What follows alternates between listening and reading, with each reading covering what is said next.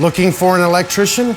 Make sure you hire one that doesn't put your family at risk. Hey, we're all looking for a few ways to save a couple of bucks where we can.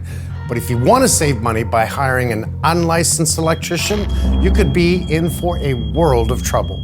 As a professional contractor, I know how dangerous electrical work is.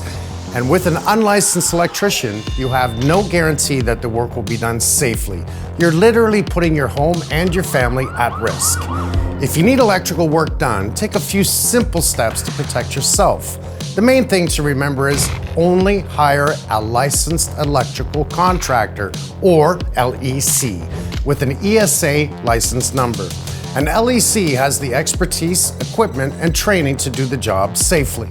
Next, make sure your electrician has all the right paperwork in order. Their license number should appear on all estimates, contracts, and even on their work vehicle. It's a red flag if it isn't. You can double check that an electrician is licensed by looking them up online. And if you're not working with an LEC, chances are they aren't properly insured.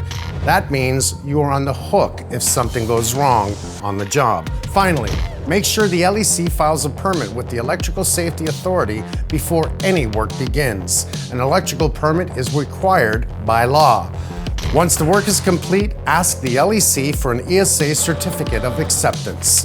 This certificate is proof that the work was done according to code, so you know it's safe.